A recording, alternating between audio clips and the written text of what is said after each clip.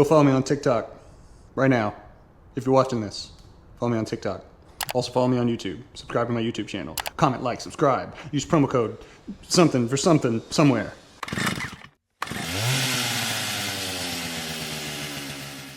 Continuing on with master bedroom and bathroom work.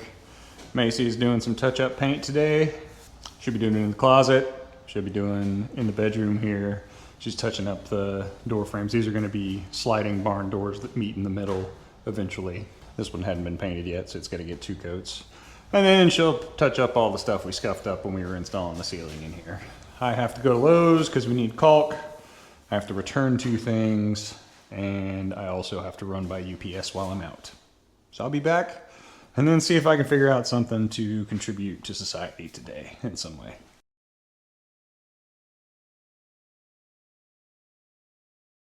Well, it's quit raining, but I'm gonna still let that new battery float charge for a minute while I'm headed to Lowe's, and then I'll change it when I get back. But to give you an example of what the current battery is doing, this is how slow it is to crank. At just a little bit of delay in between turning the key, kind of gets it spins the starter, it meets that resistance when it hits the flywheel, and it bogs down a little bit. That means it's not getting enough cold cranking amps to, you know, get the motor to really turn over. You shouldn't have that little bit of delay in there. So when I get back, I'll put that new battery in, take this battery out, and then I'll change it. It's holding voltage fine. I mean, I don't know if you can see it through here, but it's reading about 14.1, 14.2 volts on the voltmeter on the dash, which is fine. That's usually, the voltage is usually not the first thing to go. It's the capacity of the battery to deliver amperage, which is what those things really have to do, because those starter motors pull a ton of amps right when you crank them over. So, random info for the day. Going to Lowe's now. The UPS took a little bit longer than I wanted it to, because I had to get my book for my class this semester, Spiral Bound. McGraw-Hill, since all my classes and textbooks and everything are online, they give you a discount on a loose leaf paper book that I buy because my company reimburses me for it, and I like to have a book in front of me that I can read. So I just take it by UPS, pay $8, and they spiral bound it for me, and that took a little while. But we're headed to Lowe's now to get some caulk and something else. I can't remember what Macy told me, but I'll have to call her here in a minute. Woo! And it's raining still.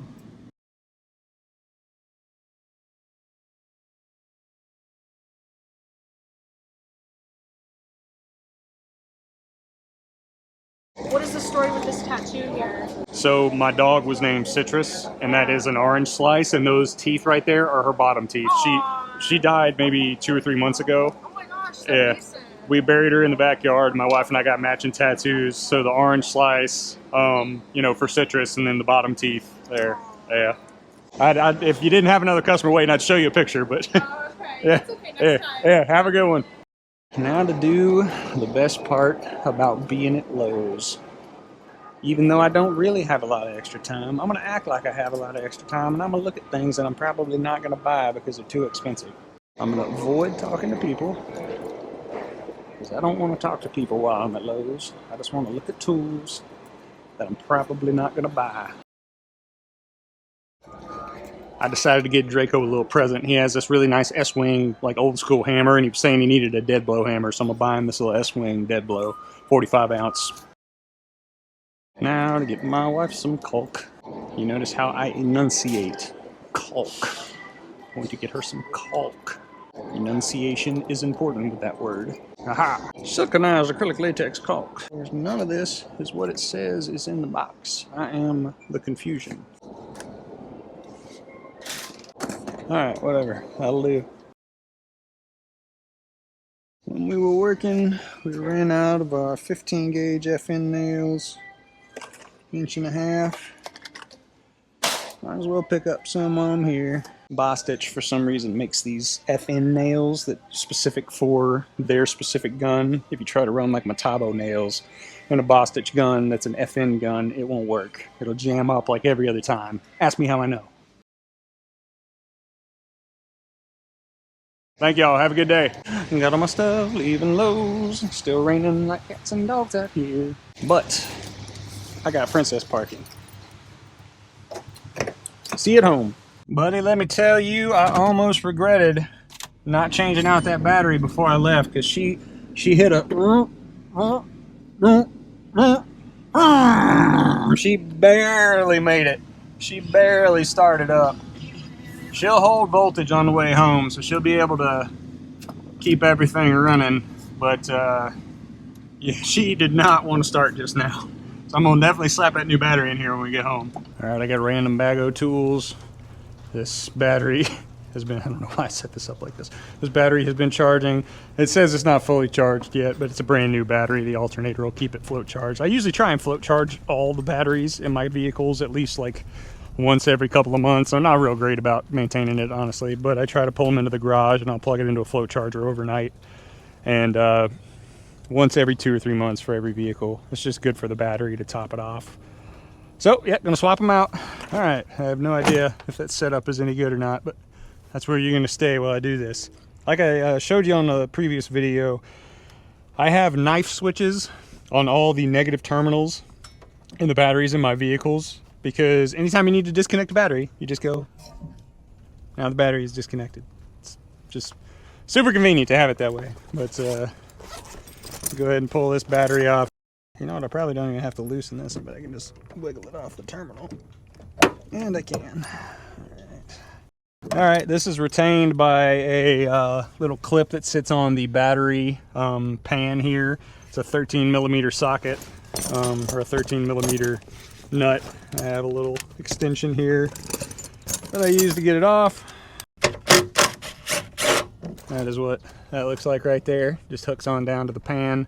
This part bolts to the pan, this part sits on the lip of the battery. And now we pull this out. I'm gonna go sit this on the charger and bring the other one over here. I think I might have mentioned this at some time or another, but this is actually the second time I've replaced this battery and gone back to that old one because it was getting sluggish. But the first time I did it, I bought a battery from Napa and the thing literally went to 0 volts. I have never had a battery die as hard as this battery.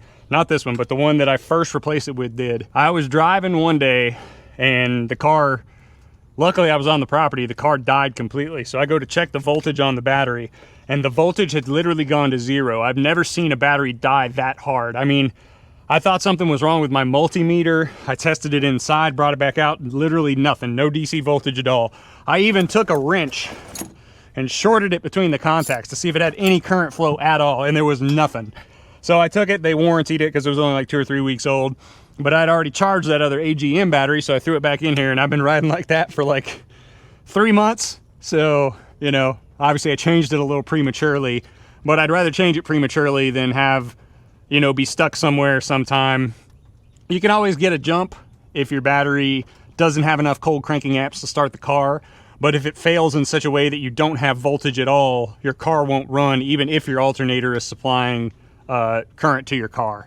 So anyway, I'm gonna quit rambling and I'm gonna put this battery on. I always put the, I don't know why I was taught to do it this way, but I always put the positive battery terminal on first and then the negative terminal, because if a spark occurs, theoretically, the spark should not cause as much of an issue on the negative terminal. I don't know why, or if that's actually the case. It doesn't really make sense to me from an electrical engineering perspective, but that's what I do. All right, so that thing is now stuck in place. We will connect this positive terminal.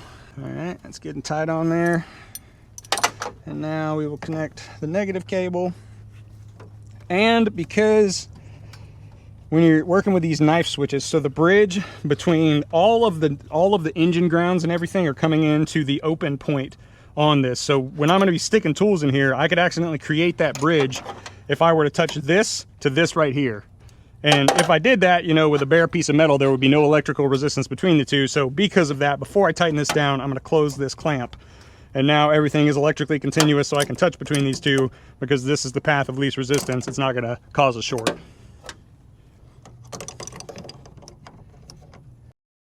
Now I'm going to unplug this and I'm going to tighten down this clamp a little bit just because it's got a little bit of play over time.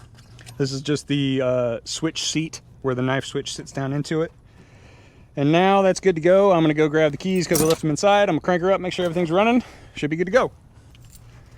First thing I'm going to do is make sure all this stuff is out of the way of the fan belt. Everything looks good. This is all in place. If there's one thing I've learned over time, it's just double check stuff. before you do something like start an engine. This thing produces a lot of power. If things are out of place when power starts being produced, you could have some issues, you know what I'm saying? You could slang some stuff could get broken. So everything looks good. I'm gonna start her up.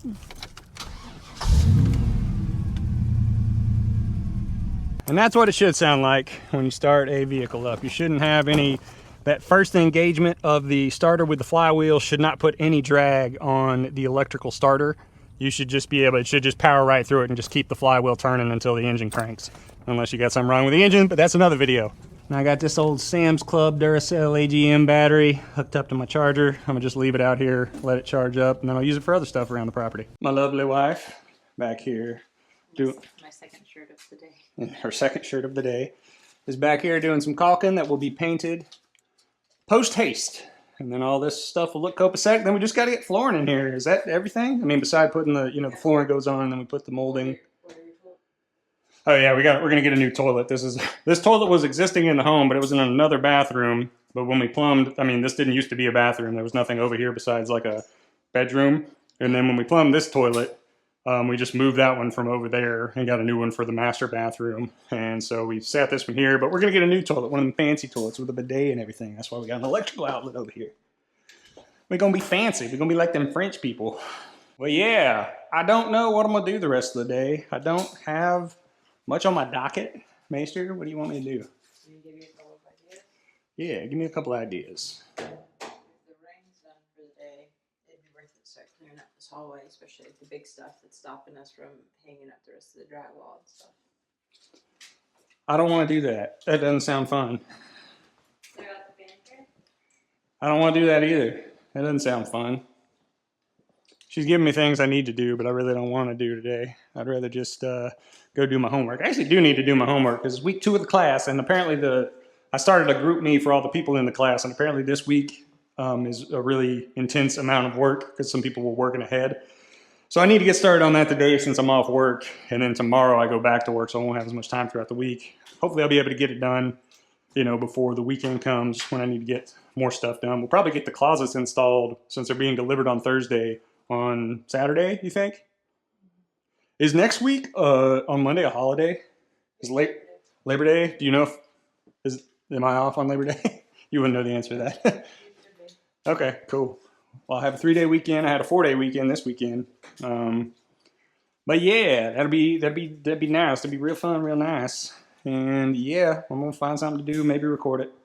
If this rain wouldn't have come through this past week so dang much, I'd be out doing yard work right now just because it needs it. There's a lot of stuff I could be doing, but anything I try to do out there, I can't cut anything. If I tried to take the tractor out there, it'll just tear up everything, and I would need the trailer to pull it around and start cutting stuff. Plus, it is 1,000,000 degrees and muggy as hell out here. So, don't really feel like doing much outside either. But, it's not raining for the moment. It will be again in another 5 or 10 minutes probably. Look at that beautiful sight. Look at them 2 little donkasses.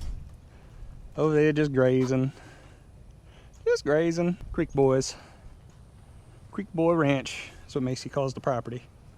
There's a story behind that, but I'm not going to tell it because Macy doesn't like it. Unless she asks me to, then I might.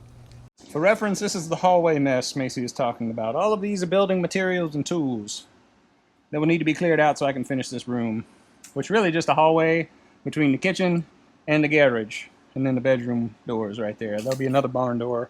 I think it's going to slide. I don't know. Macy will tell me which way it slides. She's the aesthetic person. Yeah, I'm literally just walking around rambling, filming myself, not doing anything.